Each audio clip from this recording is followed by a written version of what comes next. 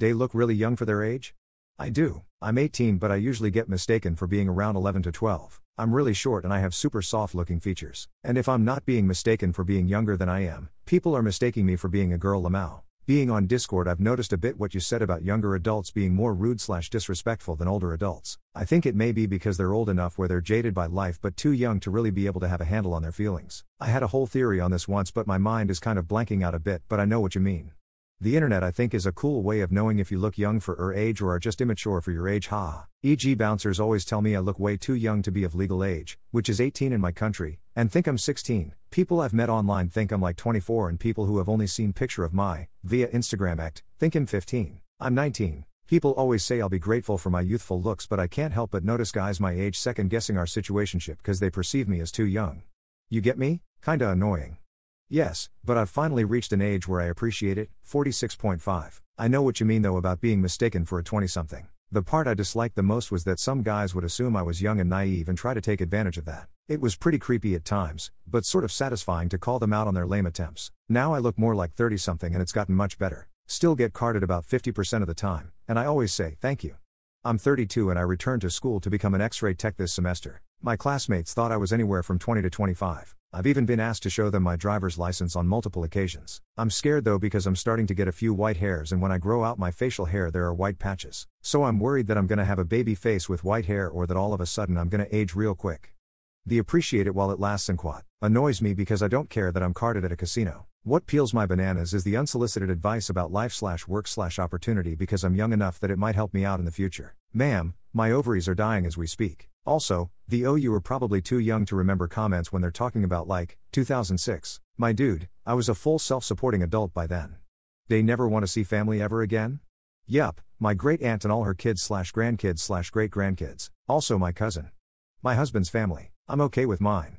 I did this, got kicked out young because I graduated high school early, 16 and a half, just decided if you don't want me there I won't be. Moved couple hundred miles away and only kept in touch with my brother who was in the military. When my sperm donor passed in 1999 I had not spoken to him in 22 years.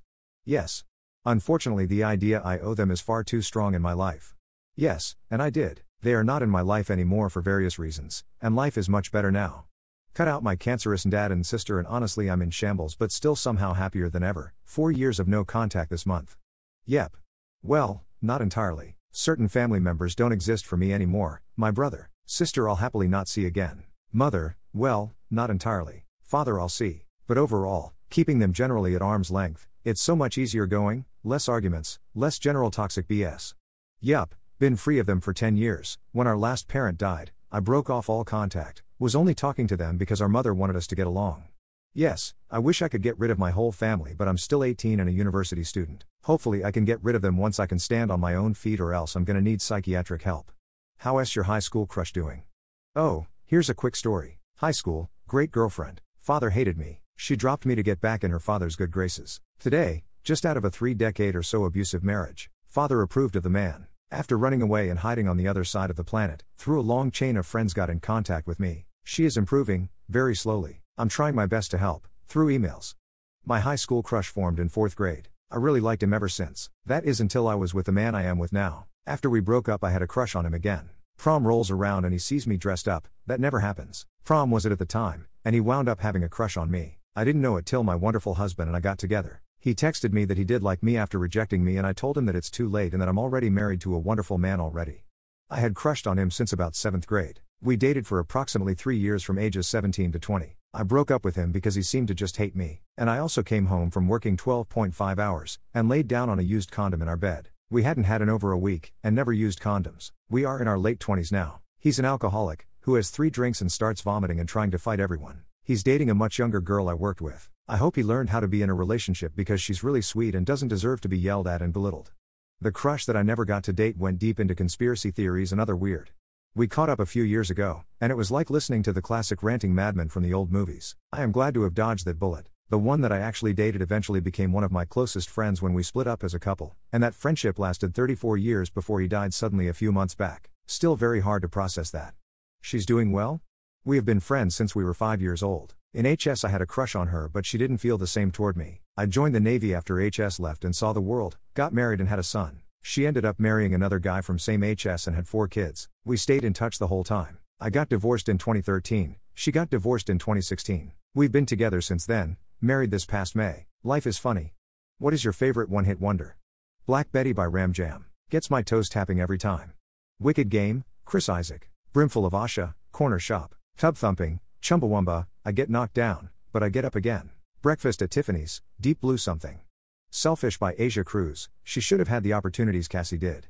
I Can't Decide Between Come On Eileen, Dexy's Midnight Runners and I'm Gonna Be, 500 Miles, The Proclaimers. I'm Gonna Be, 500 Miles, by The Proclaimers. Come On Eileen, Dexy's Midnight Runners. I Ran, Flock of Seagulls, Thanks GTA. Jennifer Page Crush, takes me back to the 90s and people don't usually remember it until they hear it. Harvey Danger, Flagpole Sitta, just totally unhinged brilliance. Closing Time, Semisonic, My Sharona, The Knack, There She Goes, The Laws, She's So High, Tal Bachman. I Am, The One and Only, Chesney Hawkes. Mr. Jones by Counting Crows, or The Seed by The Roots. I respect that she has a cult following that may balk at her being called a one-hit wonder, but Call Me Maybe by Carly Rae Jepsen is the most perfect pop song of all time. This 5E's the story of a girl who cried a river and drowned the whole world. I'm all out of faith, I'm already torn. How many hours you work a week? At some point I used to work for 12 hours for 4 days and also go to college in it. Me over so much mentality. I legit felt like a slave and stuck in the same cycle. Sleep, wake up early, get ready and go either for work early or college. You up a lot and I wanted time for myself, so I stopped working as much. Instead of 4 days I was working 2 since it was in the agency I was allowed to do this, and it the best decision I have made. My mental greater than money. Teacher, 4, 50 minutes classes a day plus 2, 50 minutes periods a day for prep and meetings. So about 30 hours a week. Also, when you add up all the days off, summer/holiday breaks, I really only work 9 months out of the year. I have a few finance buddies who try and bust my chops sometimes because my day is done by 3:30 and I get all the holidays off. I tell them they should do the math. For every 4 years they work, I only work 3. Over the span of an entire career they spend 5 to 6 more years stuck at work. Teaching is actually an amazing job, but it's completely dependent upon the state you're in. I live in New England, so salaries are good and support within the school is fantastic.